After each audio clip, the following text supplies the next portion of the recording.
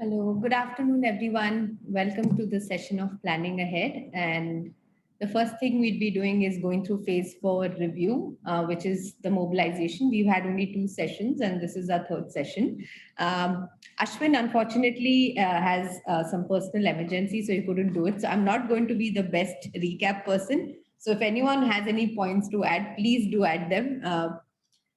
Thank you. So I'll start now. So we had a session on resource mobilization by Ms. Poonam Bagai, who runs Can Kids Kids Can. She spoke about resource mobilization, and that's the work that I do at Pallium as well. So mainly, she spoke about why is resource mobilization required. It's obviously we need to secure new and additional resources if you run an organization. Also, maximizing the use of existing resources, and also identify the resources essential for the development, implementation, and continuation of work for achieving the organization's mission. The types of resources that she mentioned were moral, cultural, social, organizational, material, and human. You can move. So what is the understanding of the importance of engaging partners? The purpose is because partner engagement must support what you want to achieve. It's also due to if you develop a new strategy or a project or an action plan, improving on an existing project, strategy, or an action plan, and bringing in operational changes to the organization. The scope is to determine the subject and geographical areas and timescales, determine how much can realistically be changed. Is it appropriate? What are the risks that people can take? The context, also what has been done before. Next. Who are the partners? Identifying who should be involved, who's directly responsible for the decisions on the issues, who's influential in the area or the community, who will be affected by any decision on the issue, who runs an organization with relevant interests, who are influential on the issue, who can obstruct a decision if not involved, who has been involved in the issue in the past, and who has not been involved and who should have been involved. Next. Interest of a partner, we need to understand each stakeholder or stakeholder groups, consider the expectations on the partnership, existing relationships, influence, and dependence on the other partners, scale of operation that they operate in, capacity to engage, their legitimacy. Other key issues that we need to consider the potential stakeholder groups are what's in it for them, who decides who's involved, marginalizing the usual suspects, and how easy is it for them to reach. Next. We also discussed why budget is so vital, and also why we should prepare an annual budget. It gives us a realistic picture. It also you fill in the required information. It helps you avoid surprises and maintain fiscal control. The income budget helps you to clearly identify how you can raise funds in the coming year. Next. So the elements of the budget was the size of the budget, the number of funders and the requirements, how many programs and activities that you're running. The budget should also include the projected expense and the projected income. Next. Fundraising, how do we fundraise? We need to understand what fundraising is. We have non-profit organizations that live by donations from supporters. So close to at least 60% of the non-profits that they run are actually supported by individual donors. Then we have boards and trustees, which is ultimately responsible for the well-being of the organization and also including the income. Board may ask staff for assistance with specific tasks, but not pass them off all responsibilities for financial health of the organization. The various types of fundraising are CSR fundraising, foundation fundraising, HNI giving, event fundraising, crowdfunding, online, which is online form, and corpus and employee giving as well. So we had the session on, the last week's session was on community mobilization by Dr. Sanjana Mohan, where she spoke about her experience in working as a director at Basic Health Services and their work in the rural parts of Rajasthan. And we did cover most important aspects because they did work with certain vulnerable communities. And why do people seek care? Care is mostly provided by private informal providers, and even they we got to know about the situation on how they relied on sacrifices and praying to the local deity. Public health services were very poor in quality there, and there was any qualified private healthcare system was virtually non-existent, and the people to receive care had to travel more than 100 kilometers to receive any kind of proper treatment. Next.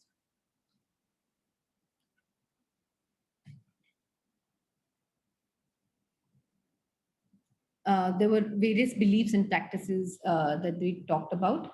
I'm not going to go into that because I think we're quite aware. Next. And also, why do we need community education, and which also promotes behavior change? We need to provide knowledge and build awareness, challenge beliefs, help change practices for promoting health and well-being, promote greater participation in health and their well-being as well.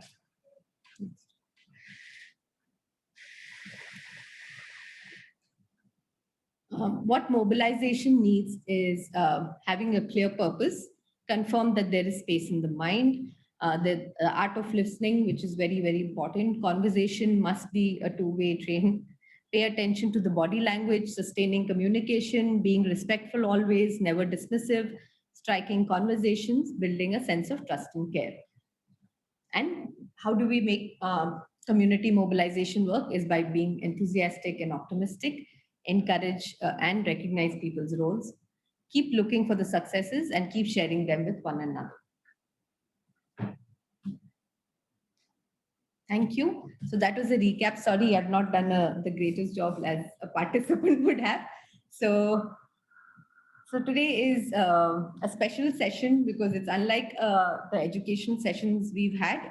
This would be discussing about the final assignment, which is on 1st of May. And we also have one of our old participants from Arohan who's joined us today. So just give me a second.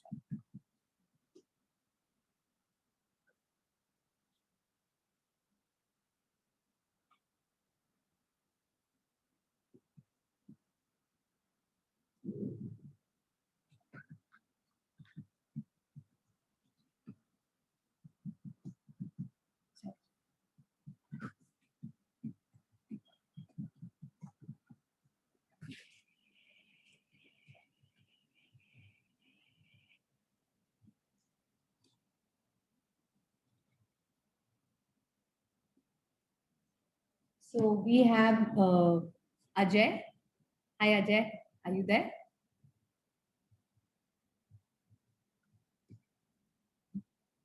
Okay. Hi, good evening. Hi, Ajay. Sorry, good afternoon. Good afternoon. Hi. Ajay is a participant from Escape. Arohan 1. Yeah. Ajay now runs an organization called Prajahita Foundation. Ajay, we'd like to you to talk to us about your journey for Arohan and what Arohan has taught you, and currently what you're doing and your work. Sure. Mouse grid 749. Okay. Mouse grid 9. Click. So hi everyone. Myself Ajay Balachandran. I'm from Prajahita Foundation. So actually, I joined this course not because of I was a palliative care professional, but I was a palliative care beneficiary, and I really wanted to spread the word how efficiently they work. Because as a person with spinal cord injury, I'm a spinal cord injured person with a cervical spine injury. So I'm a quadriplegic person. So my arm movements are also affected. So it was such a condition that palliative care came to my rescue. That I should have to go to a hospital every month, and also it was really troublesome. We all know that the accessibility issues that happening here. So all because of that palliative care was one of the thing that helped me a lot. So when I heard of this session Arohan, so I really joined that to spread out the word. So that was my aim in joining the program. But later on, after joining, I understood the different aspects of palliative care, and also the how to engage people, and also the case studies which were presented to us, that all were great, because not like we were learning from a book, like we were seeing and learning. It was a great experience, Arohan. So now thank you so much, like in this moment also I would like to thank the conducting team, and also now Shriya ma'am also to help me go through the contents of this part of the course also, because gratefully I was able to join this session where we had all the recap of all those happening. So it was also a added knowledge to me. Thank you so much. So coming to my organization and all, like from one of the greatest insight which I got from the Arohan was that how the cross disability issues are there, because as palliative care professionals, everyone will be going to different homes doing home visits and all. So one thing we understand that there are organizations working for person with disability and certain kinds of diseases, but there is no much organization who work for many disabilities. So this was one of the insights I received from those things. So when I got an opportunity to join an organization, like it was in the initial stage of starting of Prajahita Foundation, I was able to join that, and the insight that helped me a lot was that the which I received from the Arohan, and also one thing was the self advocacy part. I was hearing this for the first time in Arohan. What is actually self advocacy? Like it actually relates to person like me, because I have to say the things which I face, what all are the problems which I face, what all are the what all are the positive things I face. A person like me have to come out and say all these things. So this that attitude developed in me from because of this the sessions which we had. So really thankful for that. And also I would like to tell something about my organization also. Like I told that our organization works on the cross disability. For many disability we work, and also how we do is through a holistic approach. Like the main thing that works behind the person with disability is the social stigma. Many a time what happens is that people don't want to go out, because only because of the mere reason that people outside are looking at them. So if I go out with a wheelchair, it was one of the main concern for many people, that I won't go out because others out there will look at me. So so the basic thing was the social stigma that happens there, because everyone thinks that if he's with all this struggle, why should he come out? So all these things were happening. So basically our holistic approach, like our aim was that to go beyond the social stigma, to break it down. To that we have to go to all the fields of disability. We have to work with all the stakeholders, like right from the children with disability, their parents, and also the person with disability, their parents, and the community, all the programs that we have to do. So but all of the thing doing that, what helped me was that to overcome all this challenge, what guided me was the support which I received from the palliative care here also. Here we have two palliative care in my place. I'm in Ottapalam. Here there are two palliative care. One is government palliative care, and the second one is the palliative care by the Ottapalam Welfare Trust. So both of the palliative care work differently, because the government palliative care is the works to fulfill our medical needs and all the thing. But the other palliative care, which is private, it really helps me for my networking. So I'm working for three different companies. All those contacts I got only from the other palliative care, because many people who were there have had a much a wider networking. So all this helped me a lot. So I must add this to my NGO work also, because as a person who works, I understand that how to get to the employer and all those things. So basically we all understand when seeing such person who is in distress, that we must engage them. some way there is some possibility, and we must try to engage them. So when we were trying to engage them, we were doing the programs like providing online courses, and also we have opened a center for Prajahita in Ottapalam, and also there we are conducting offline classes, where we provide classes for, where we have accessibility, and we do classes for the person with intellectually challenged, and also the like children with autism spectrum, and also like other people who need like skill training. All those things we do as offline session also. And one more thing what we understood, that we are actually beginning, we are now just 1.5 years old organization. So what we are doing parallelly is that we are getting the training from the pioneers. For example, the previously we got the training from Enable India. So I'm sure that we all must be aware of Enable India, which is a Bangalore-based NGO which is working for the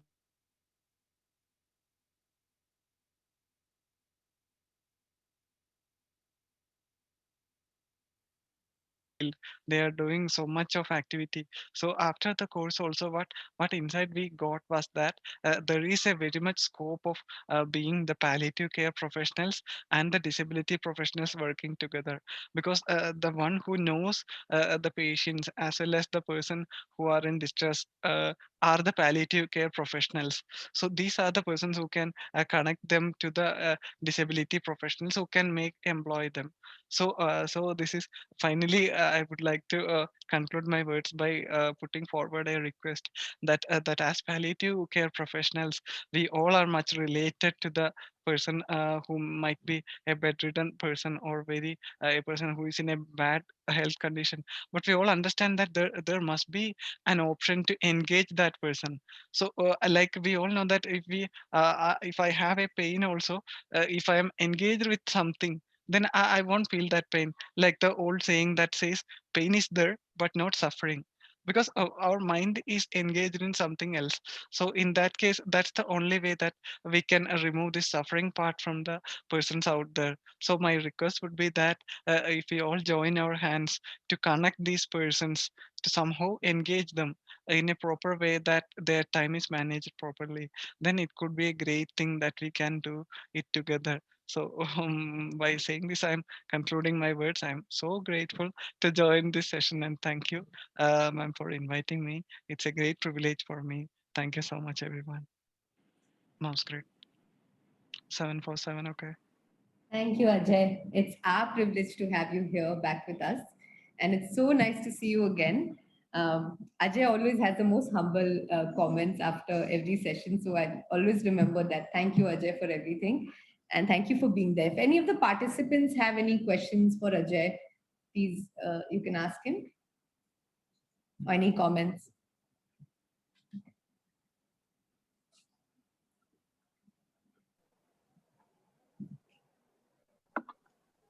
Can I ask a question, please? Yes, yes, please. Ajay, I was just wondering,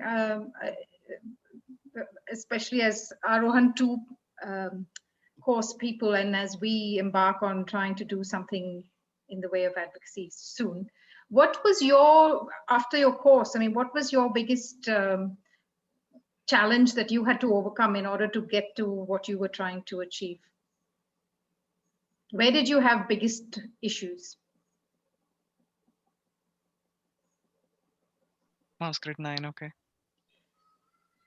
Yes, the biggest issue was, of course, the finding the right persons with me, like who all will be there to go around that.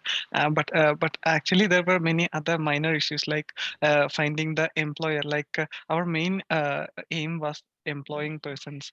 So because as a person with disability, I understand that only engaging mind in something else can only remove the suffering part. So the main focus of what we doing was that to employ them. But but the barriers what we had is the person like the society, they don't know if a person with disability is there. They are not aware that if he can do, like I can't move my hands, but if I get a content to write, I can do that with the help of speech recognition. But a person who sees me outside, they don't know that. They are simply thinking that I'm lying down in a bed.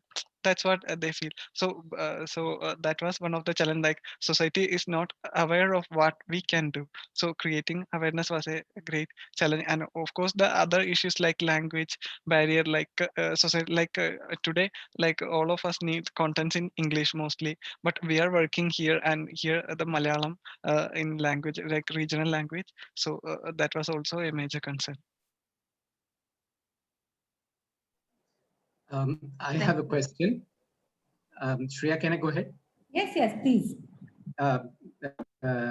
Ajay, good Hi, sir. afternoon. My Good name is afternoon. Sam. Just wanted to ask you, you mentioned that you're a quadriplegic. So does that mean that you're not able to get up off your thing? You also mentioned that you used a wheelchair earlier. Do you still use a wheelchair Yeah, for definitely. moving I around? use a wheelchair. Okay. The reason why I'm asking is one of the reasons I do a lot of research mostly on the internet, and as far as possible, I try and meet people who are in need of help. So when I'm doing this, one of the things that came up was, for example, multiple sclerosis, where there is loss of the ability to move because the muscles atrophy. So in such cases, uh, now new research says that if these people are able to stand even for a few minutes in a particular new invention that they've made, if they stand at it for 15 minutes in a day or even 5 minutes to start with, and over a period of a few weeks or months, these people are able to get back some of the movement that they were experienced earlier, or natural movements. So my question to you is,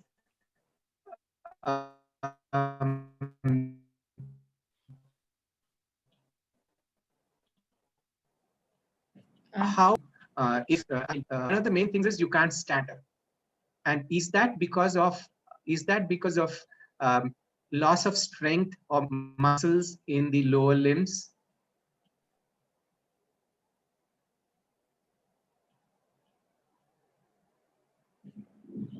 Did you hear my question? No, sir. In the last part, in the after lower limbs, I was not able to catch that part. The voice was breaking. Yeah, Sam, if you could just repeat the last bit, we couldn't hear you. Yeah, sorry. Yeah. So if there is something, so that when there is loss of movement in the limbs, is it something that can help to have something like this, an invention which is a very simple invention, which will help, what should I say, something called postural sway, I'm told, which is when even people who are able to stand, when they stand for more than 5 minutes at a time, you'll find that they will be moving around. They're literally swaying. And then after a few seconds, they realize that they're swaying. And so because they have to stabilize their feet, what they do is they lock their knees into a firm position. And that over a period of time can cause loss of strength in the legs. So now with this invention, they are able to try and make these people stand for longer periods of time. So I'm just wondering whether, things like that can help people like you who are wheelchair bound. Yes, sir. Definitely, it can help because as a person who have experienced its positive part, I must say that it will definitely help because not just in the lower limb, upper limb also. I understand that the standing how it help is that it involves weight bearing in all the joints. So one of the physiotherapy session which I've gone, what they do is that they made me stand like how like an elephant how it stands in my arm also. It has also greatly helped in my upper limb rehabilitation. So the walking, it definitely helps because, and another thing what I would like to add here is that currently the wheelchair which I have is a motorized wheelchair, and it has a stand-up option. But the main challenge here is Okay. that how we can do that. It requires at least 3 persons around me to take into that, and also to arrange me in the right position. So the basic challenge here is the inavailability of the persons for support. So that's the main issue, and definitely it helps a lot. And in my hand movements, I must say that this weight bearing has helped a lot in the improvement of my hand, because previous to the exercise which I do, I have done so many other exercise, but there wasn't any much improvement. The significant improvement came only after the weight bearing exercise which happened to my hand. So yes, that's the case. Thank you. Thank you, sir. Sylvia, you Thank you had so much. Pranab Thank you Dam so much. coming back Thank to you. you. Sylvia, you had a comment before. Here. Okay. Pranab Dam, please.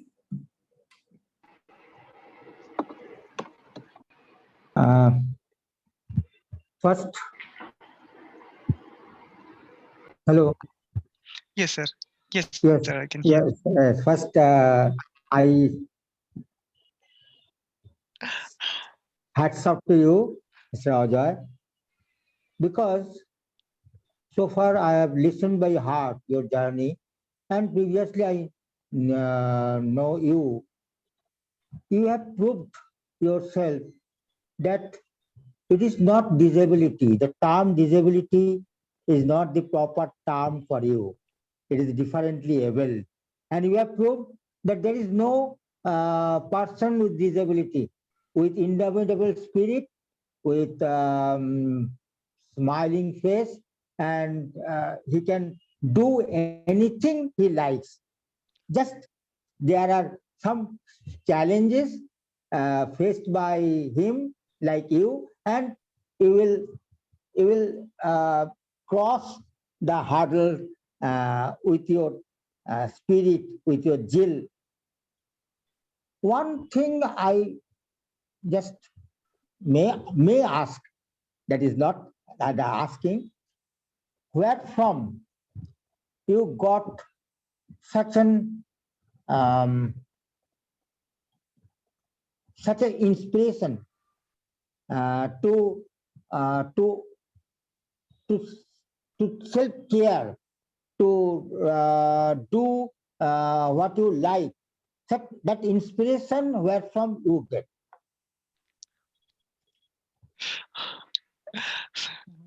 So actually, sir, you all always ask hard questions.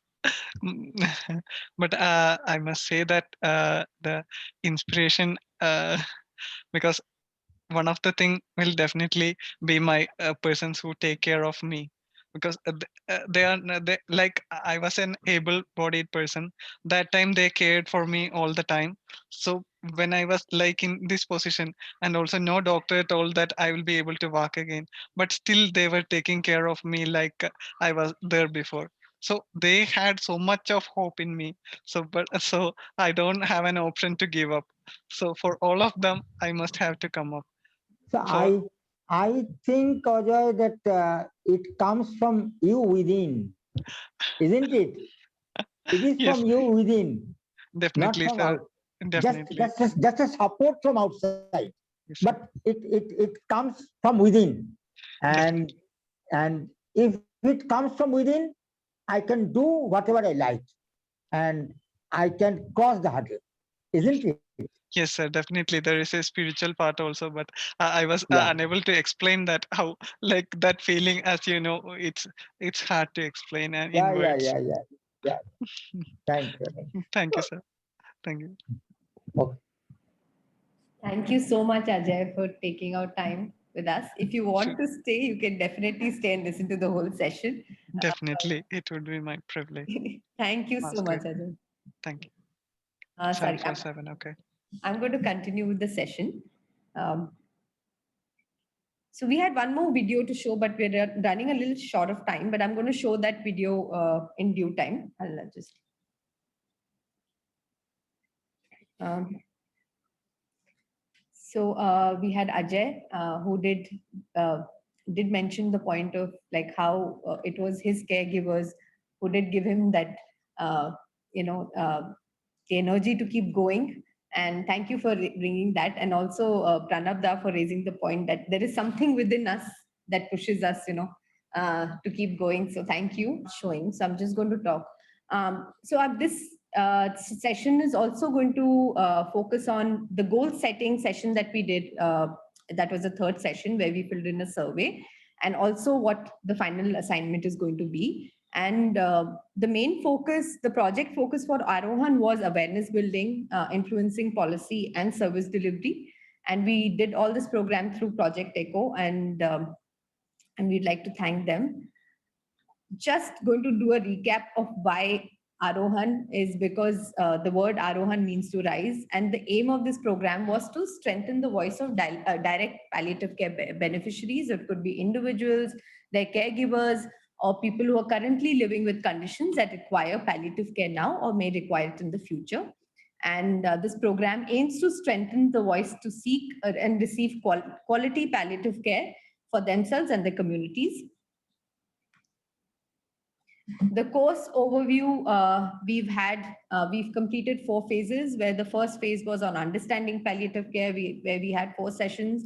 The second phase was on tools for advocacy, where we had close to 4 sessions. Then we had advocacy channels, which was 5 sessions. Mobilization, which was 3 sessions. And the upcoming phase is a deeper understanding into palliative care. And the last closing session would be moving forward. So where you could see the topics that were covered, I'm just going to quickly go through them. Just introduction to palliative care and advocacy. This was slightly shorter. It was taken by Dr. Rajgopal. But in the next session, we were able to go through what is palliative care in detail. Then we had a session on goal setting, where a survey was filled by the participants on what they want to achieve through this program.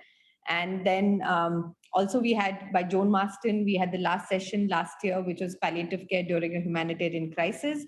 We had a session on effective communication for stakeholder engagement and fundraising by Harsh. Then we had affecting change and assessing the landscape, which talked a lot about power mapping and other work by Smriti. Then we had importance of communications part 1 and part 2, where we had our participants Sylvia and Antara from the practice. We also went through action through advocacy, which was the Carers Worldwide program, their case study. And then we have advocacy with the community by Karuna Trust. Then we also had advocacy through legislation, advocacy with government 1 and 2, resource mobilization, community mobilization.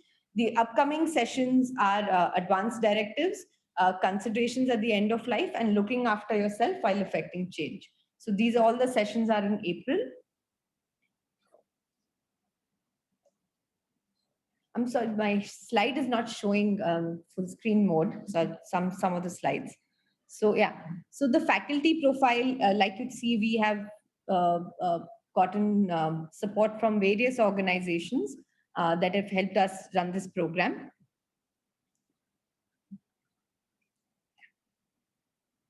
And the channels of influence that we talked about were mainly civil society, media, community, and government. These are the 4 biggest channels of influence when we talk about advocacy work. And you can see, first step is to focus on our families, friends, move to the community, which is closer in your location. And through that, the work that we do can reach out to bigger, larger civil society. Through social media, we can reach places around the world. We also notice that we need to work with healthcare providers, and this building represents the government. So yes, government is also essential. So this is one of the bigger, the ways we can work through advocacy. So now coming to the final presentation format. So the final presentation is, it can be an individual or a group presentation. You could have a maximum of 4 participants. So like I'm just going to take an example of Shantini and Saran, who want to work together in the future. So they can do a group project together. The group details need to be shared. If anyone's doing it group-wise, they need to share the details by the next week. The duration of each presentation would be 5 to 8 minutes. So I'm going to share the PPT format with all the participants. We have created a format, but you're free to make changes if you wish. There would also be a question answer round. It's not like a test. It's just basically if we have any doubts or anything that we can clarify. We'll also try to rope in more people from the Pallium team to come for this presentation, so they'll be able to answer your questions as well. The final presentation would be due on 29th April, which is 2 p.m., 2 days before the presentation. Then I will be announcing the schedule, which would be on the 30th April 2021. And the date of final presentation is on 1st of May, which is the last session, and it's a holiday. So we'll keep the session from 2:30 to 4:30, because there'll be a lot of, in case we need to extend it, we'll see depending on the number of groups and the number of people who would be presenting. So some of the things that we decided on keeping the final presentation format would be around close to 8 to 9 slides, but you feel free to make changes. We just given a format for making it easier for you to work with. Obviously, so I'm also given an example here. So the topic, you can choose any topic. So I've just taken something that we work with. So it makes it easier for us. So palliative care training for healthcare professionals is my topic. Objective, not more than 150 words, is to facilitate training in palliative care for healthcare professionals working in private hospitals in Trivandrum district. So this is just a sample that I've taken. The area of work is the third slide. It could either be advocacy, facilitation, it could be service delivery, it could be influencing policy. Please feel free to add any more options that you like. It could be either of those. Now, because I'm looking at training healthcare professionals, so I'm going to be adding the area of work as service delivery. My target beneficiaries are people with life-limiting and or life-threatening, living with life-threatening conditions. The key activities that I would be doing for this project would be contacting palliative care training institutes who provide any kind of virtual or on-site training, because individually I do not, this is me as an individual, I do not know who's going to provide. So for example, if I contact MNJO or Pallium India, I want to know the list of trainings that they have. I go through the website, I speak to the contact person. I approach hospitals. So most of the private hospitals, you approach the admin department generally. That is the first step to enter. So you approach the hospital administrators for conducting an awareness program. So that is the first step that I do. I conduct an awareness program, and now because I may not have the resources to get people to healthcare professionals to talk about palliative care or do a sensitization program at the hospital. So I try to collaborate, and I conduct a session with an online session, which is a awareness program. And the key activity that I do is provide information on various palliative care trainings to the administrative staff. So we don't directly pitch in for training. So what I do is, first I do an awareness program where we speak directly to the healthcare professions, and if they are interested, we can arrange for a training. And the implementation plan is to conduct an online training first. And the documentation that I would require is any collateral on palliative care, any collaterals that would help on palliative care training programs. And I would also need to collect the documentation that I would need to collect would be the name, age, qualification, prior experience with PC, and you can add contract address, you can add, do they have access to opioids, whatever details that you can collect, I would be collecting for my documentation purpose. Sorry, this. Yeah.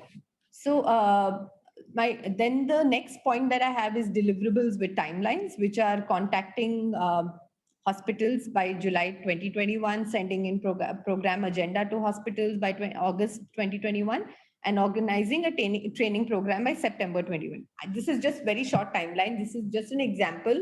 Please don't think this will put any pressure or anything. You can choose the timeline that you want, a year, or you want to work in 6 months. However, it's all up to you. And the outcomes would, this work outcome will have professionals, healthcare professionals trained in palliative care will probably enable the private hospital to start a palliative care service or unit, and also training healthcare professionals in palliative care will improve the quality of care for patients and their families. Any questions till now?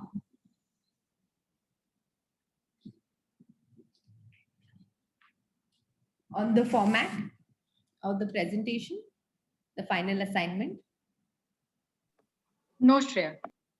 Okay. So everyone's ready to do it that way. If anyone wants to add some slides, I can show you the format in.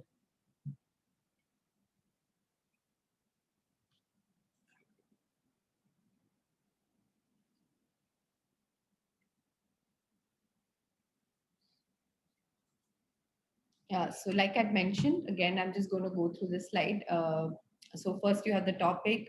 Try to use the Arohan template. If you have any other templates that you want to use, please feel free to use. If you want to use your organization logo or anything you want to add, please feel free to add it.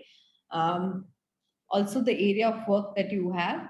Again, what are your target beneficiaries? What would be the key activities? What is the implementation plan? What is the documentation that is required, deliverables and timelines and outcomes. So these are the basic headings. If there's anything anyone wants to add, please feel free to add it.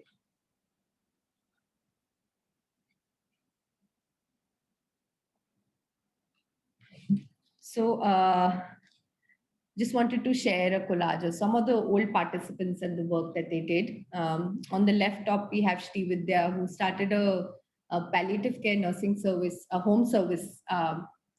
Then below that, we have Shantanu, who runs a hospice in Calcutta.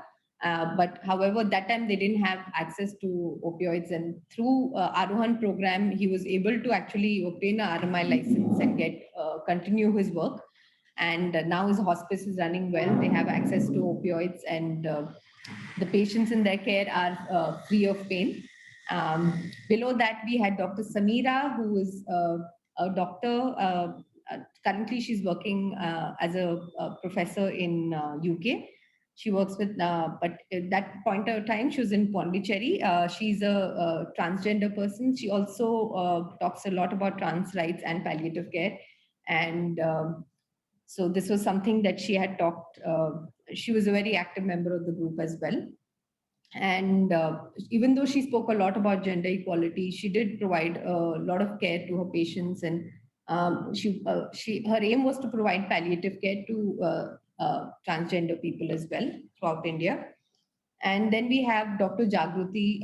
She was she's a dentist based out of Bombay, and she's also on. She started an organization which is going to provide home care services in Bombay, but she also wants to start a palliative care unit where she'll have a model which will be a paid model and also a model which will be free for people who cannot afford it. Then we had three lovely cancer survivors from Indian Cancer Society who had joined us as well. And we had Mr. Shankar Narayan, who is running a Parkinson's support group for Parkinson's patients in Chennai. And we also had a few people write news articles and also doing radio shows and things like that. It was a much smaller group. This year we have a larger group. And that's why we thought there was a need to have a sort of a final assignment and all that as well.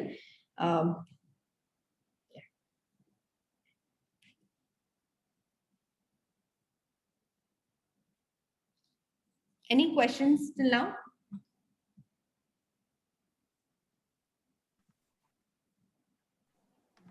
Shreya, who was the person in Chennai you said who's running a support group for Parkinson's patients?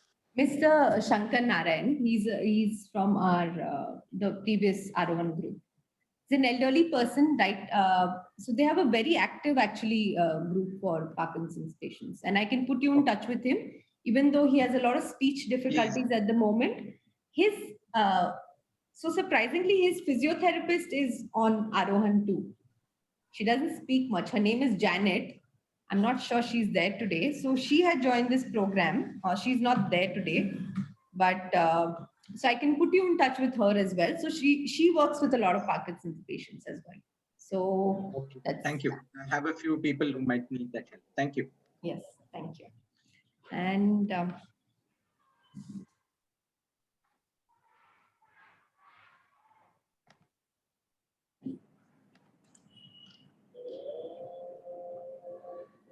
And how many people did you say in a group when you do the presentation?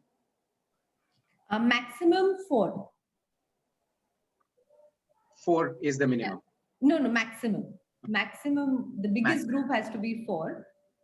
But yeah, and you can do individual presentations as well.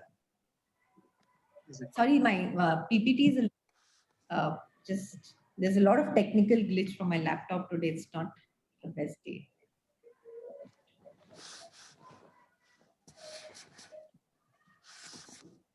Meanwhile, I'm just going to play a video by one of our old participants, Mo. She's also based out of Calcutta. She's a professor of communications, and we're just going to play her short video. She was supposed to join today, but was unable to because she had some online class come up. So just do hear her out. Thank you.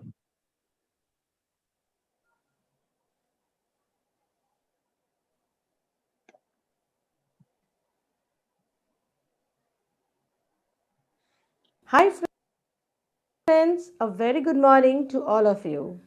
Greetings from Kolkata, West Bengal, India. I am Dr. Mo Mukherjee Das, and I am a media educator who teach media and communication to the university students in Kolkata. Friends, in the year 2016-2017, I lost both my parents to the deadly cancer, after which I was prompted to know more about palliative care. It was then that I got to know about Pallium India through its website, and after a brief interaction with Dr. M.R. Raja Gopal, I joined a course over there called ECHO to know more about it. I must admit that prior to this, I vaguely knew the term palliative care. I did the course and I was overjoyed to know more about palliative care. But after completion of the course, one of the biggest challenge I faced was to make people understand the concept itself, whoever I met in person. Later on, I joined in a game show hosted by Zee Bangla, where I spoke about it in detail. This exposure empowered me to talk about it at least to my near and dear ones. During COVID-19, when one old citizen in my campus expired from coronavirus and an online prayer meet was organized, I took the opportunity briefly to talk about the death and illness so as to make the senior citizens acquainted with it. Recently, when one of my friend's father expired from cancer, I was there beside her family to console them and to talk about palliative care to them. I was overjoyed to talk to them and to make them feel that death is merely a phase of life, and palliative care was there to ease their pain. I thank once again to Palliative Care India, Pallium India, specifically to introduce me to such a beautiful thing. In Failure in Future, I plan to write about palliative care and do a short documentary on terminally ill patients, which got stalled due to COVID. I hope to take this mission forward despite the several challenges embedded in the concept itself and in the communication wise. Thank you once again to all of you. Bye. Hi friends, a very good morning. That was Mo. She was supposed to join us. She actually did talk about, we had a get together last year, and she did talk about some of the challenges that she had faced due to palliative care, as in like explaining about palliative care and some of the work, some of the advocacy work that, and I wanted her to come here to talk about the challenges that she faced as well on the ground, the work that she did. And but anyways, I hope we'll get to we'll bring her in for the last session on 1st of May. to talk about that. She also helped us, she and Dr. Samira helped us in rebuilding the curriculum on how we could improve. So there's some of the changes that happened from the first Arohan to the second Arohan because some of the feedback was because of them. I'm just sharing my screen again. So, so what's going to happen post Arohan? We had a pre-course evaluation questionnaire that was shared with all the participants who had filled it. We didn't share the answers because you have to do the same test again to know whether your knowledge about palliative care, if this course helped you. It was a very basic questionnaire, but that will have to be filled in after the course gets over. We'll try to do a survey after 4 months of course completion in terms of how people are doing and how they are keeping up. And also we have an annual get together. Last year we had it on October 17th. So it would be somewhere in between the Shera Diwali that time. So it would be maybe November first week or something like that. And we'll continue communication between the participants and Pallium India team. Also, we are going to continue Arohan as a program. We'll have another Arohan by end of this year as well, by November, most probably. And we want to create a national network and a support group for palliative care beneficiaries. That is the bigger aim. Through a lot of people had asked us if we have some sort of support group or something that we want to work with. That's what we want to work with in the future through Arohan. And also we'd be announcing the Arohan 3 dates. And through all this, we need your support in terms of who are the other participants who can join us, who needs to join this course, who it would help, and where people can seek help.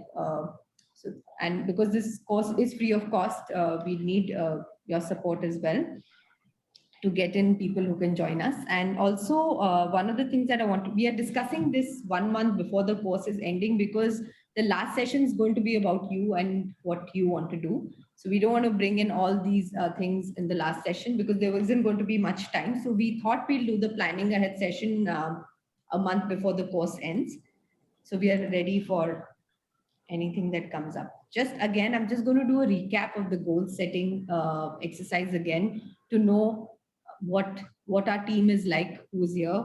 Like I mentioned, we are almost covering close to 14 states with one, Shantini is Indian but living in the US. We have a total number of 44 participants where I think 35 to 40 were the active participants. Again, we had people who have been caregivers, people who've lived with life-limiting illness, who have experienced, we have healthcare providers, professors, people working with the elderly. If you could see, a lot of people already had some sort of an advocacy experience before they joined this course. And these are some of the target beneficiaries that the whole group wanted to work with, as in some wanted to work with cancer patients, elderly population, and some of the advocacy channels that people would like to, they wanted to work with. Majority wanted to work with community engagement, social media, government, and civil society. And like I'd mentioned, these are the resources that were already currently available with this group and what are the resources that are needed. We were able to cover sessions on proposal writing and grant writing and connecting with government bodies as in work, how do we work with them? And we had a session on resource mobilization that did cover fundraising and also understanding legalities and relevant laws. We had a session on the NDPS law as well. So I think we were able to cover a lot of topics. If something is uncovered, like, do let us know. And like we said, the most important aspects we need, we do have the time and we can put in the effort to make this change happen.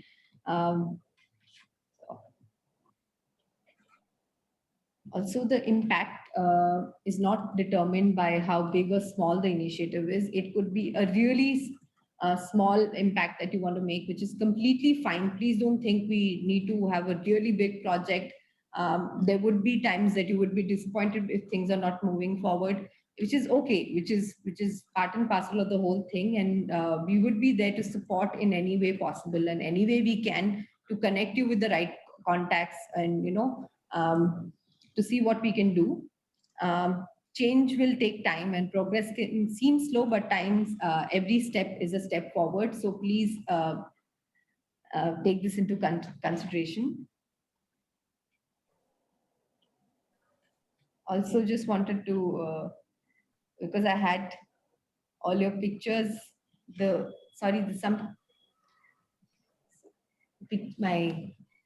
this is a collage that I've built of all the Arohan participants. Some of the few pictures are missing because they weren't clear or they haven't been shared. So thank you all. Just want to show it's not a big community, but it'll get bigger and bigger. We'll have more pictures to be added on the people who can work. So thank you everyone for being a part of this. The next month is going to be very crucial. All the 3 sessions are very, very important, and your assignment as well. Also, just wanted to take you through the team that works. We have Gitanjali, who's worked with the curriculum development. She's not there today.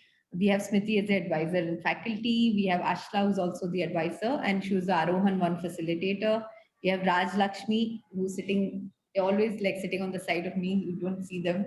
But so we have Raj Lakshmi and Arun, who are the ECHO coordinators. We have Vaishnav, who's sitting on the right side as a technical support. We have Ashwin, who's not there today, who's a screening coordinator, and he's a fellow with Pallium India. And so thank you. This session was meant to be a discussion session. So let me stop sharing and let's start talking.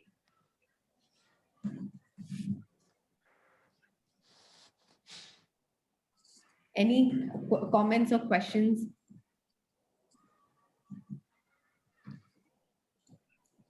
Yeah. Bijli ma'am, your hand is raised. Hi, Shreya. Hi. I have one question and one request. So my question is, what exactly is the purpose of this presentation? Is it for us to get ideas or to share our ideas with you? Or what is the exact? Yes, it is also, the reason is we didn't have any sort of presentation mode in the last Arohan. And this final assignment was the presentation from the participants, but it can be anything else that you can get creative. It's only for also kind of motivating the group and kind of putting a reminder to yourself that the work that you need to do, what you've learned from this session, but it doesn't have to be done as in the work, the timelines don't have to be now, and it could be something 4 years down the line as well. It doesn't matter. But it's So also, it doesn't. Some of it is still vague. No worries. It's a journey. It's a whole process. Like even I'm pretty new to palliative care. So yeah, it's been, it's fine. It doesn't matter. And it's all up to you. It's also kind of putting that reminder out there for yourself, that you want to do something and you join this course for a reason, and you've attended all these sessions for a reason, spend so many of your Saturday afternoons. So if you have something in mind, and it also will, in the future, if there's some idea that you are working with or someone else in this group is working with, you could probably collaborate and work on it together. Just it kind of brings everything on one plate. So I think that's how it is important. Great, thanks. So my request to you, I made this earlier also. Can we just have a sort of, a brief on everybody who's attending this, because we don't remember who's doing what. That might help us to collaborate also, or I don't know, even write a project together. Sure. So is that okay for participants if I share of course, brief? if I have your consent, I could share a brief about you all to each other, if that's okay. I think we have had I got this as a feedback before as well, that people want to get to know each other more. I made that request earlier too. No problem. So yes, that would be done. Okay. Yeah, so that would be great if okay. So if I'm going to get a yes from everyone, you can write a yes on the WhatsApp group. I will share an Excel sheet with a brief about each participant and what they do and where they are from, and so I think that would be a good idea. Any other feedback, ma'am? No, thank you. That's it for me. Thank you so much. Shreya, hi, can you hear me? Yes, Sandhya, please. Yeah, hi. Yeah, just a little part because of connectivity issues. I guess. Is that we have to present the presentation or we submit the presentation? Sandhya, sorry, your voice is breaking. I can't. Oh yeah. You can switch off your Is video, is it Sandhya. that? Hmm? Okay, I think that would help. Yeah. Yeah, is it that we have to present the presentation or submit the presentation? You can present. If you're too shy, you can submit it also. But Okay, it would no, be nice. I don't know because that little part of connectivity issue I had, so I didn't hear you clearly, but I followed the rest of it. I got the idea and everything. I understood that. I was just confused whether we present or we submit. Yeah, so you have to submit it or by the 29th of April. So in case you're unable to present, Okay. I will present on your behalf. So in case there's connectivity issue, but yes, you have to submit it to me. But Sure. in case Okay. on the day there is a network issue, lag issue, then we'll have it back up on our end and we can present it on your behalf because it's only a 5-minute presentation. It doesn't have to be too Yes. long. Okay. Yeah. So it's on the date that is between 2:30 and 4:30, right? Yes. That yes. day. First of Yeah. May, which is a holiday. So Okay. yes. Yeah. Between 2:30 and 4:30. Thank you, Shreya. Bye. Thanks, Sandhya. Any other questions, comments? Shreya, I want to share something with Mr. Ajay of Yeah. Sure, Dr. Ajay, please. Palam. I want to share. Yes, please. I want to please share. share. Please. Mr. Ajay, Open I am your also an Ajayan from Pali, India. First of all, I will pray for you. I want to share something about your literary works. Here in Pali, India, we are publishing a Malayalam magazine in your regional sir. language called Yes, sir. Sahayatra. അത് കിട്ടുന്നുണ്ടോ? Are you No, getting sir. it? Like I have seen that book once when the palliative care here came and gave me. അതല്ലാതെ ഞാൻ കണ്ടിട്ടില്ല sir. പിന്നെ regular ആയിട്ട് ഇപ്പൊ കിട്ടിയിട്ടില്ല. ആ സഹയാത്രയ്ക്കകത്ത് you can share your experiences very well and we will publish it. Gina is one of the participants. Gina is the chief editor. I am Yes, the sir. associate editor. Surely we will see to publish it. Then please send your sharings at the earliest possible. തീർച്ചയായിട്ടും sir. ഞാൻ yes sir. സഹയാത്ര palliative കെയറുമായിട്ട് ബന്ധപ്പെട്ട ഒരു മാഗസിനാണ് ഇത്. IAPCയുടെ സഹകരണത്തോട് കൂടിയിട്ട് പ്രസിദ്ധീകരിക്കുന്ന ഒരു മാഗസിനാണ്. അതിനകത്ത് palliative കെയറിന്റെ അനുഭവ സാക്ഷ്യങ്ങൾ ഒരുപാട് ധാരാളമായിട്ട് വരുന്നതാണ്. അതുകൊണ്ട് അജയന് അതിനകത്ത് പങ്കെടുക്കാതെ അജയന്റെ അഡ്രസ് തരികയാണെങ്കിൽ, മെയിലിംഗ് അഡ്രസ് തരികയാണെങ്കിൽ അതിൽ അയച്ചു തരികയും ചെയ്യാം. തീർച്ചയായിട്ടും സർ, ഞാൻ 2 ഡീറ്റെയിലും ചെയ്യാം sir. Okay. Thank you. Thank you, sir. Thank you, Dr. Ajay. Thank you, Ajay. And I'm sure Gina will be pleased to have an article from your end. So thank you so much. Yes, absolutely. I will be delighted. Yeah, Gina is going to call you to translate. So I thought I'll translate myself. So there's a magazine that we have, Sahayatra, that is a monthly magazine. It's a Malayalam magazine that reaches out to various parts of Kerala and also goes abroad. I think it has close to, Gina, what are the number of subscribers to Sahayatra magazine? Around 5,500. Yeah. So it's been doing well lately. And yeah, so I think, please, Ajay, do send in your article about your experience. So those 5,500 people can read it. Any other questions or comments? So is this a printed magazine or is it, yes, an online version? It's a print digital magazine. version. We can send it to anywhere in India. Thank you. So if anyone's interested, please send us your address. It is a printed magazine in Malayalam language. Thank you. I think Sam is a Malayali. I am, but if I start speaking in Malayalam, I think all the people who know Malayalam will run away from here. So I don't want No, to. we are a kinder folk, Sam. Maybe on the We'll last. excuse you. കുറച്ച് മലയാളം അറിയും. No, when I know you're very so kind. The training program, when it's about time to sing the national anthem, if I start and join in, everyone will run anyway.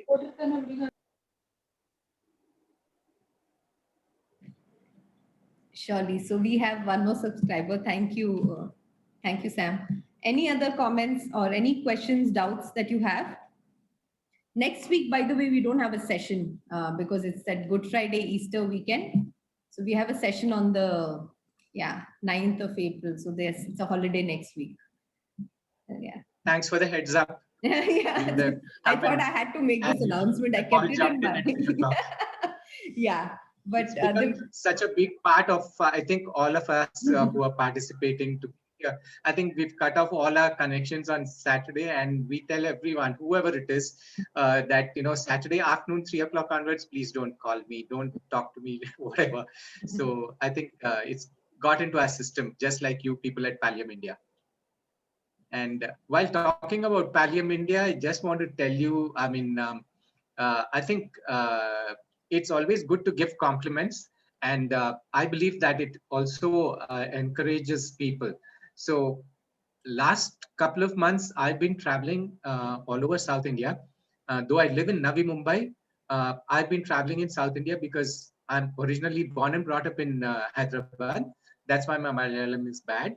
But I've traveled to Tamil Nadu, I've traveled to Chennai, Kotagiri, and I was on my, probably will go to Bangalore soon. And Kerala, if you people cut down on the number of cases there of COVID-19. But the idea is to try and meet as many institutions or organizations and people who are connected to palliative care, as well as with those who are caring for senior citizens. So my whole work in this field of health care started with being a caregiver.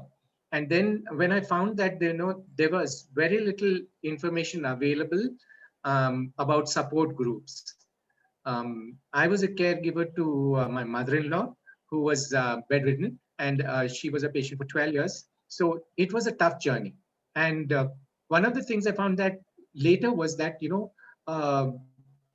there was actually help available, like including palliative care.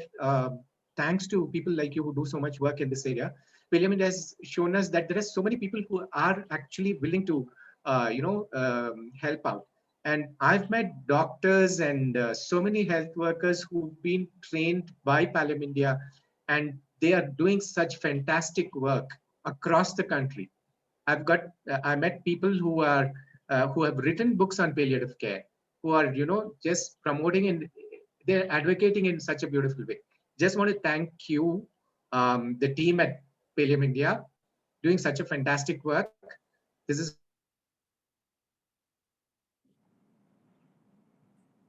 Sam, we've lost you. Not just for you. Yeah, I just wanted to say that, the great work that you're doing, keep doing it. And we hope that we, as participants, can, learn more and be able to reach out to more people with this help. Just wanted to thank you all for the great stuff that you've been teaching us.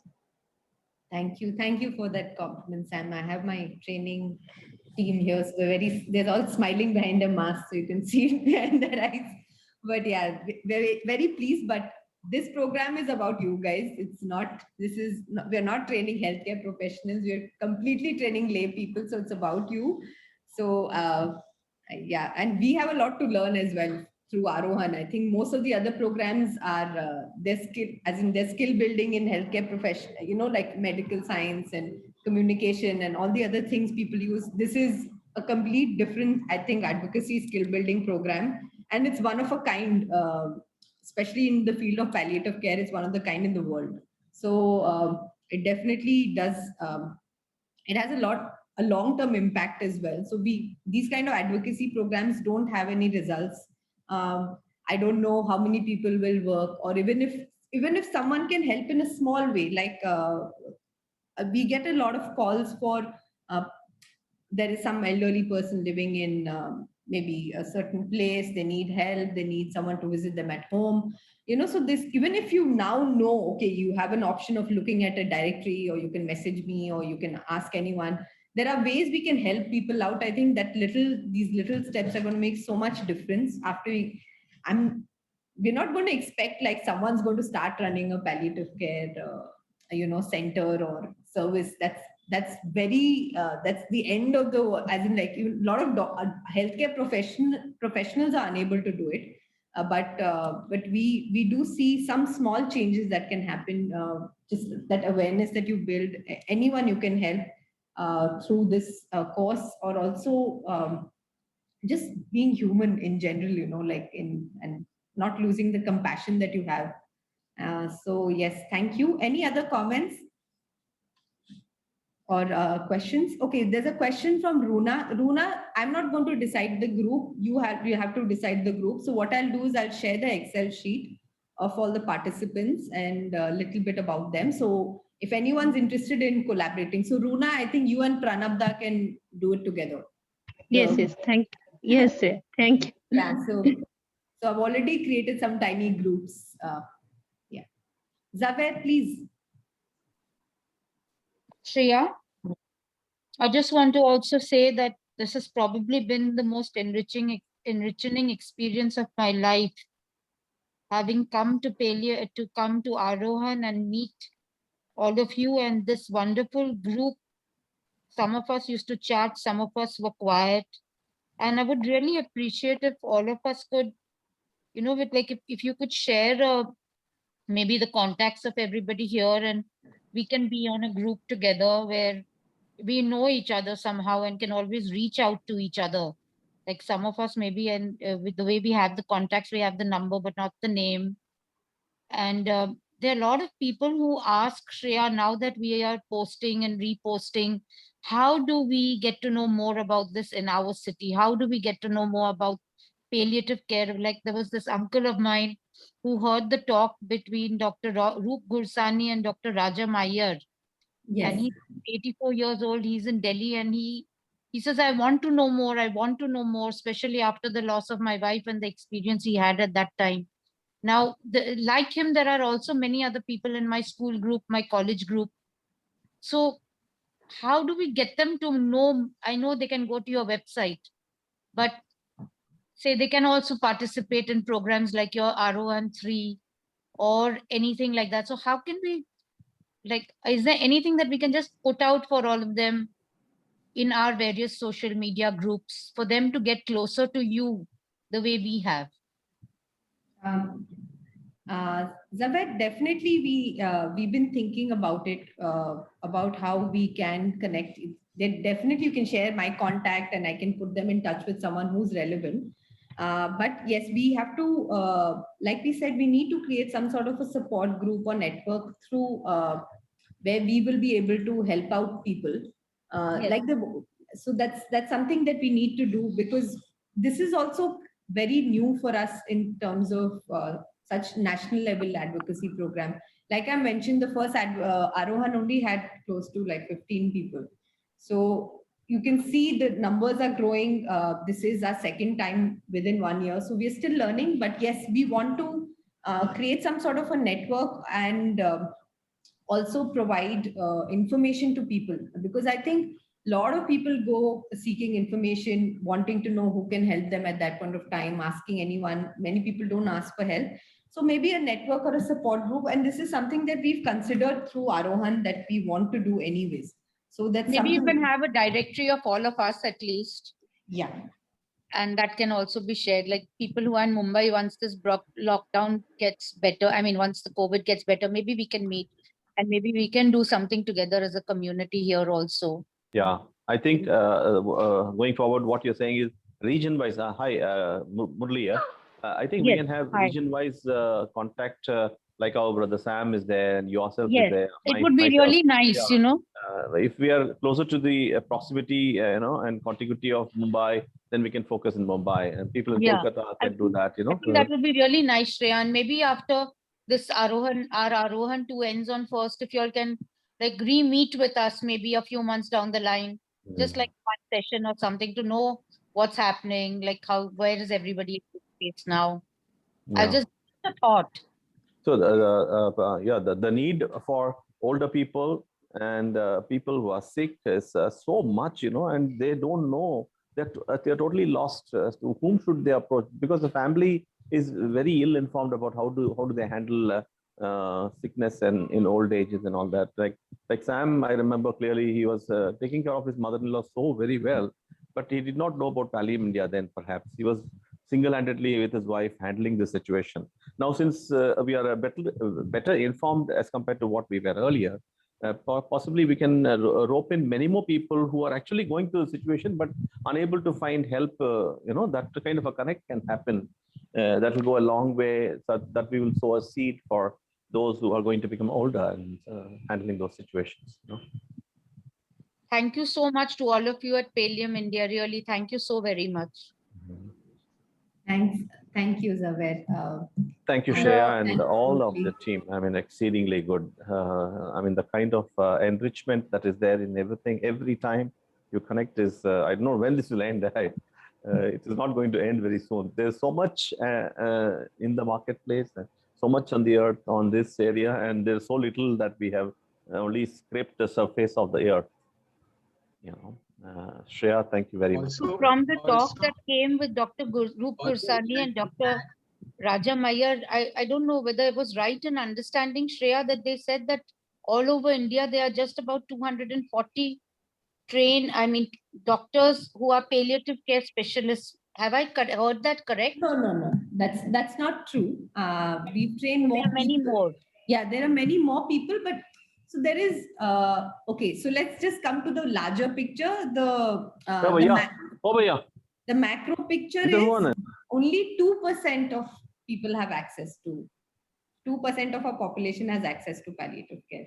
No, I'm not saying that. I mean, in the medical profession. So, so there is only one course. So there is an MD in palliative medicine, which is done by AIIMS, Tata.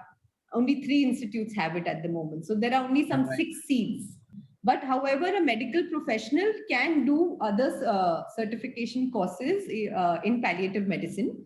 We have Dr. Bijli here, who's done it from Pallium, and then she joined Arohan. So there are people. We have Dr.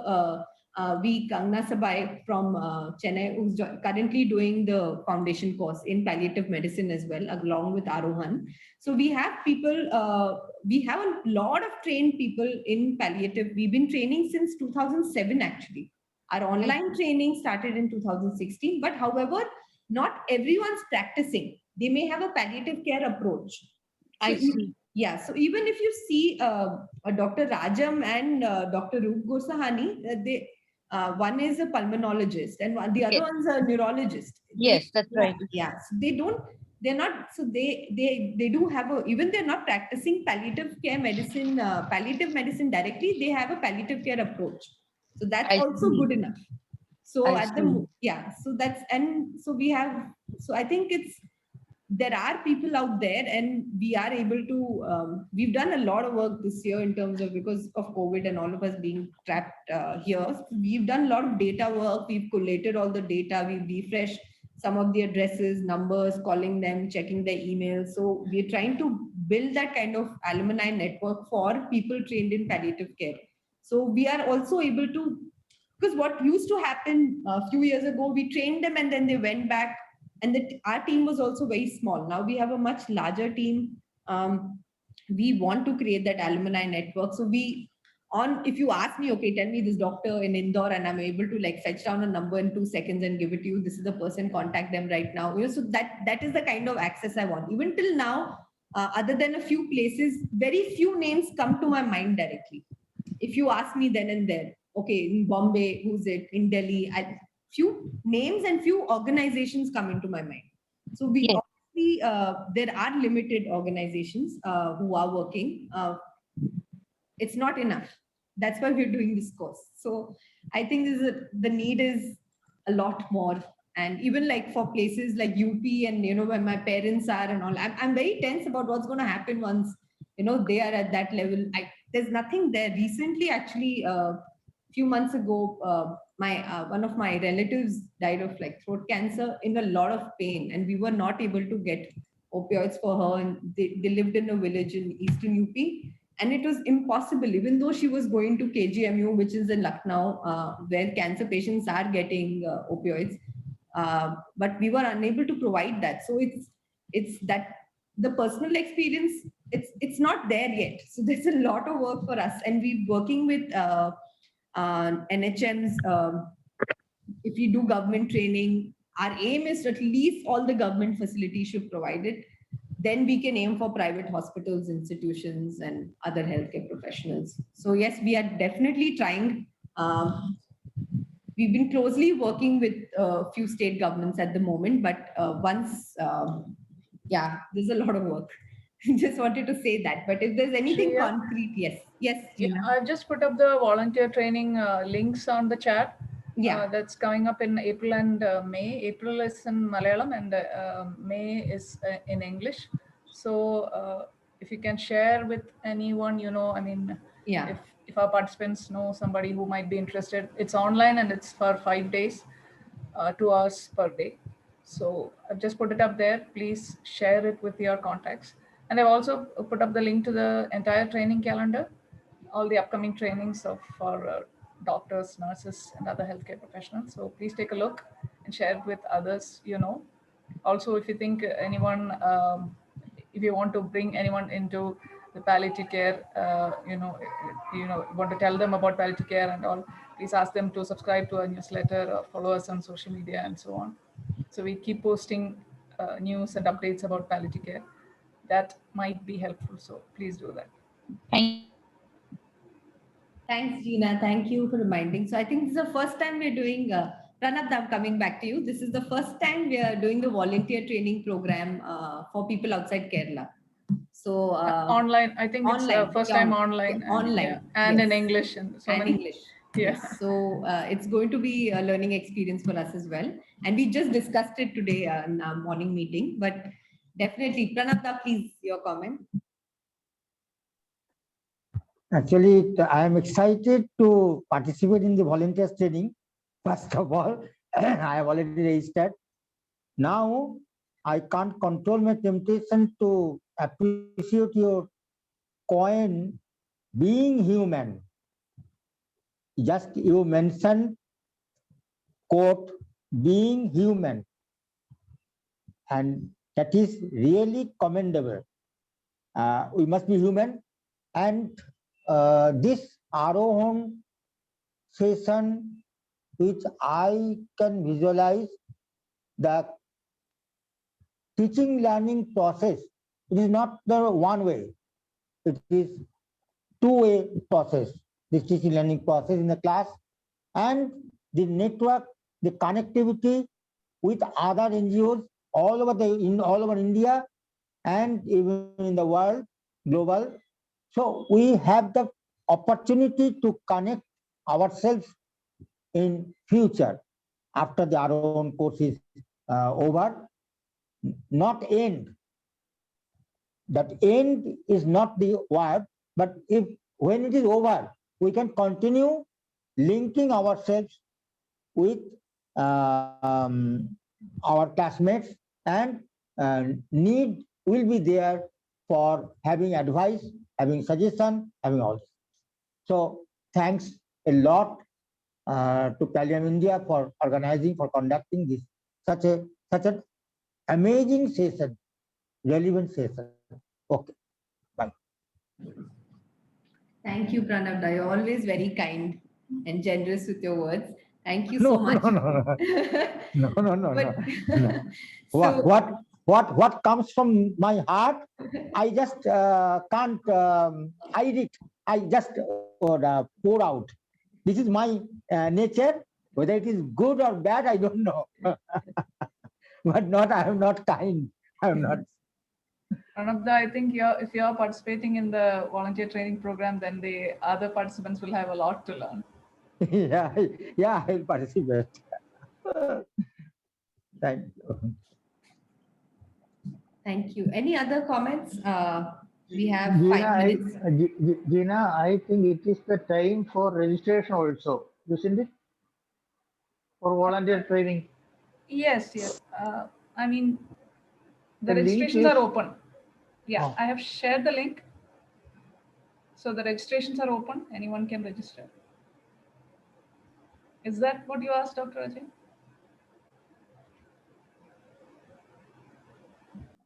I think so. Any other comments? There are some people we've not heard from. Hi, Shreya. Hi, Santini. Yes. Hi.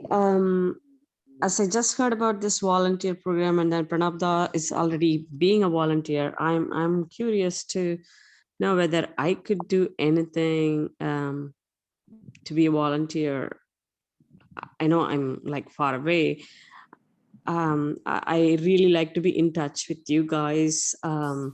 So I'm trying to find a way to be in touch. So how can I volunteer? Simply, how can I volunteer? Santini, I'm going to, we can speak on the side about this. I know you're so far away, and there's always some ways to volunteer. Maybe it's just maybe writing a blog, or I know there's so many things to do, but yes, we can talk about it, and I can see what how you can volunteer as well. Or even Okay. some local organization, because you guys want to set up your services in Coimbatore, near Mettupalayam, right? Coimbatore, Mettupalayam. Yeah, and Yeah. Coimbatore, but that's going to be a few years later. Yes, So yes. So I don't want to. Yeah. Yes. We'll try also some local organizations there, that once you visit India, that you can visit. All after this COVID situation gets over, you're free to visit Pallium anytime, and do have a look at the experience with the services and everything. But but at the moment, we'll try to see how you can volunteer, and we'll see. Okay. Yeah. Sure. Thank you. Yeah. Please keep that in mind, and if you get Thank a you. chance, use me. Sure. Thanks. Sure. Thanks, Anthony. Yeah, may I come in for a minute? Yes. I have a point to add on to Pranab that basically I have been feeling that people like us in far-flung towns like Lucknow, we are willing to put in work, but in a sustained manner, we are not getting worthwhile opportunities to employ our skills and our utilize the willingness. So if there could be an agency which could coordinate this kind of a thing in a productive manner, maybe starting with these courses, you can station wise keep a list of volunteers, and somebody could keep compiling where there is a need for people to go and pitch in. It would be a good idea to distribute work to people like us. Sure, Karan Banerjee. I'm going to keep that in mind, and this will really help us, because I think we need to, we are on the verge of building the alumni network for the people who've trained with us. So first, part one is going to be the healthcare professionals, and part two is going to be the well-wishers, volunteers, people who want to do more. So I think that's the kind of network that we are building, and we'll try to bring it all together. And that's been our work. That's our aim for this year, is bring it all together. Thanks. Any other comments?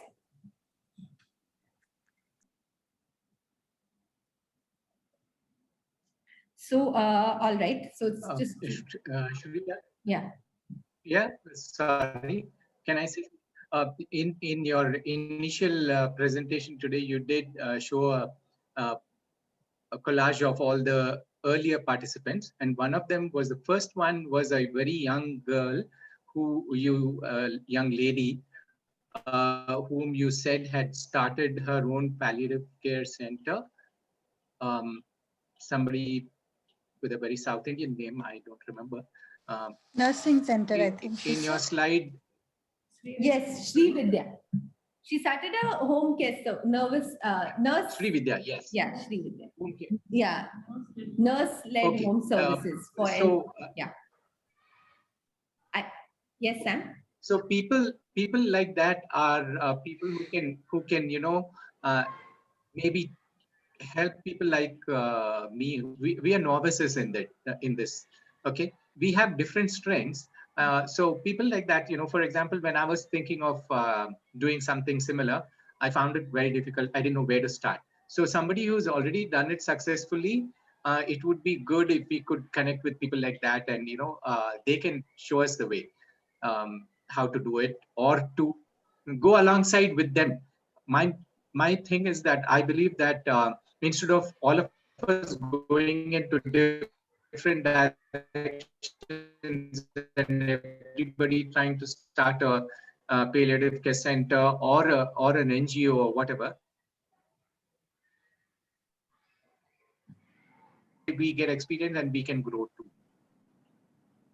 Yes, yes, Sam, taking that to consideration, I'll put you in touch with Shri Vidya as well. Shri Vidya actually is, her relevant role is she's a caregiver. Her son has a rare disease called Alexander's disease. So that's how she actually joined Aarohan. She hadn't been working she's a nurse, but she hadn't been working for a few years. And then she realized that this home care nurse services was such an important role, as in they really, absolutely. Yeah, and especially for the elderly or people who have some sort of a life-limiting condition. So she, even though she's based out of Tirupati, it's a small service that she started, where she started training nurses to do home care and staying with them long term and providing these services. And sweetly, she sent us a lot of PPE when the COVID started. It was a surprise. She sent us a box of like tons of protective gear. We'll never forget that. It's very sweet. But yeah, she's been doing some work there. But we can put you guys in touch. We'll share the information. Yeah. So so I think the session's about to end. So what I'm going to be sharing is the PPT format. Not only Shri. Yeah. Yeah, anybody else also who's doing something similar, because we can support them in some way, I'm sure. May not be in a big way, but if for example, right now I'm in Hyderabad, so somebody in Tirupati would be easy to get in touch with. They're within almost the same state. So there are so many things like that, small things, but if you can connect with them. Sure. You have the information with you. If you can, share that. Yes, sure, Sam. Just also want to let you know that Pranab has joined. So we started these stakeholder meetings in West Bengal. So we had a few people who wanted to do some work, and Pranab including, and Runa as well, including my professor from IIM. She studied palliative care extensively for last 10 years and researched in Kerala.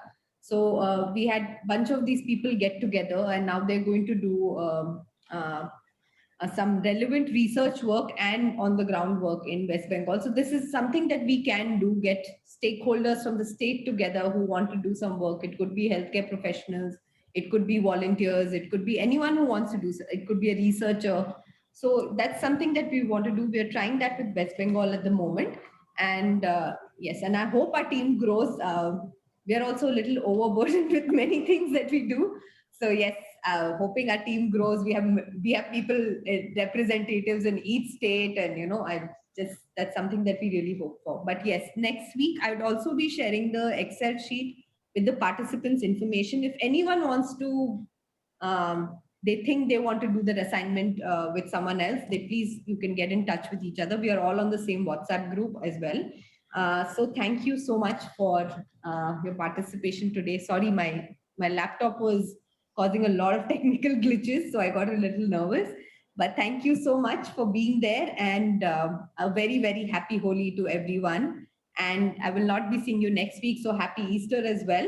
And see you on 7th of April is the next Friday, where we have a session by Dr. Roop Gursahani on advanced directives. Very, very important session for all of us.